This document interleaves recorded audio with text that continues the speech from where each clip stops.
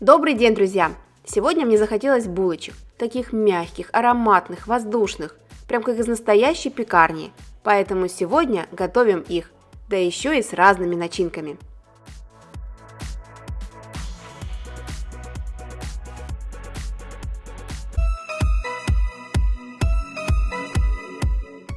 Начнем с приготовления дрожжевого теста. В миску выливаем 250 мл теплого молока, приблизительно 35 градусов.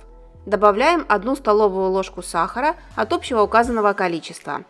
Также всыпаем 7 грамм сухих дрожжей и добавляем 3 столовые ложки муки, тоже от общего указанного количества. Хорошо перемешиваем венчиком. А весь список ингредиентов вы, как обычно, можете почитать в конце видео или в описании под видео. Накрываем опару полотенцем и оставляем на 10-15 минут для активации дрожжей.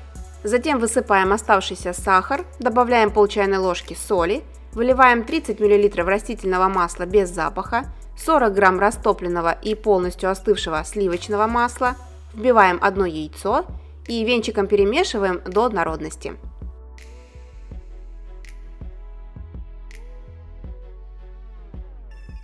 В два этапа добавляем просеянную муку. Ее нужно 470-500 грамм. Тесто замешиваем руками. Оно достаточно быстро собирается в единый комок. Для меня это тесто одно из самых удачных и самых лучших. С ним можно приготовить абсолютно любую дрожжевую выпечку. Хочу особое внимание обратить на консистенцию теста. После того, как вмешали всю муку, оно остается липким, но муки ни в коем случае больше не добавляем. Смотрите, тесто прилипает к пальцам, это нормальное его состояние. Миску и само тесто смазываем растительным маслом.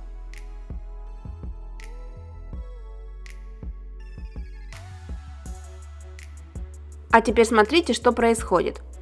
Смазанное тесто уже не прилипает к рукам, оно остается максимально нежным и мягким.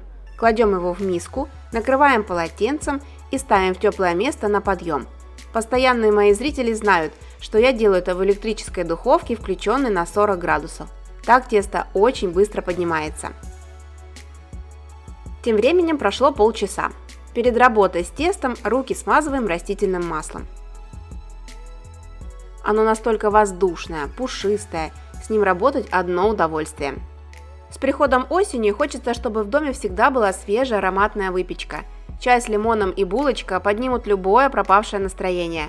Для более быстрого поиска определенного рецепта я создала отдельный плейлист «Выпечка». Там есть где разгуляться. Поэтому смотрите, выбирайте нужный вам рецепт и готовьте вместе со мной. Перекладываем тесто на силиконовый коврик, либо на стол, слегка смазанный растительным маслом. Теперь делим все тесто на 13 одинаковых по размеру кусочков. Если их взвесить, они будут приблизительно по 70 грамм.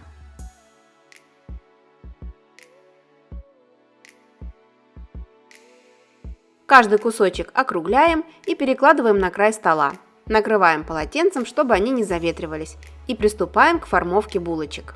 В качестве начинки я сегодня беру вареную сгущенку и груши, нарезанные на маленькие кубики. Итак, шарик теста приплющиваем и раскатываем в небольшой овал.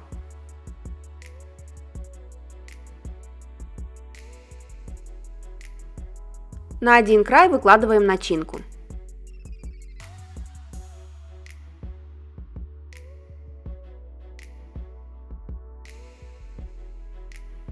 Закрываем начинку тестом и защипываем, чтобы она не вылезла. Сворачиваем в рулет и хорошо защипываем шов.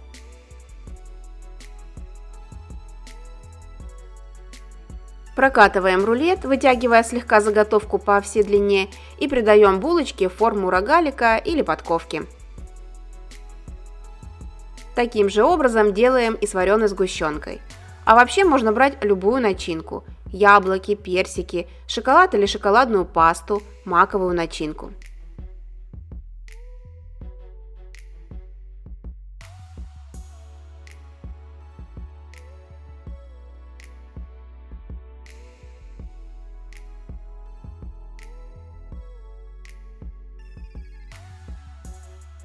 Заготовки перекладываем на противень, застеленный бумагой для выпечки на определенном расстоянии друг от друга. Накрываем полотенцем и даем время подойти. Обычно у меня булочки стоят так минут 15. Затем каждый рогалик смазываем смесью желтка и молока. На один желток я беру 1 столовую ложку молока. Ни яйцо, ни отдельно желток и отдельно молоко не дадут такого эффекта, как смесь желтка и молока. Выпечка получается румяного, однородного цвета с красивым глянцем.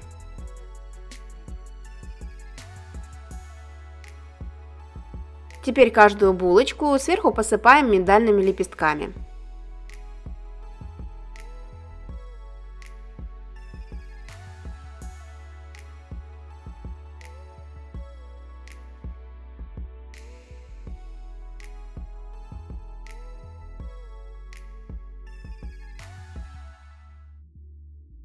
А вторую партию я посыпаю дробленым арахисом.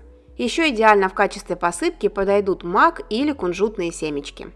Отправляем заготовки в предварительно разогретую духовку на 20 минут. Выпекаем булочки при температуре 180 градусов. Они прекрасно увеличиваются в размере, получаются красивые и румяные. Достаем из духовки первую партию булочек и ставим в духовку второй противень. Булочки воздушные, мягкие, нежные. Для меня это один из самых удачных рецептов дрожжевого теста. Если уменьшить количество сахара, то можно приготовить их и с несладкой начинкой, допустим, с капустой или яйцом и зеленью. Посмотрите, насколько они воздушные, просто как пух.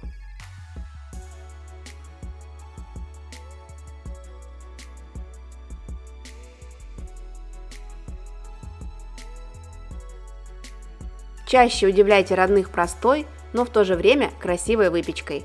А почитать рецепт, посмотреть пошаговые фото можно на моем канале Яндекс.Дзен, это просто. Безумно приятно также получать от вас фото приготовленных блюд. Не забывайте поставить пальчик вверх, я очень ценю вашу обратную связь и поддержку. До новых встреч! С любовью, Евгения и кулинарный канал «Это просто».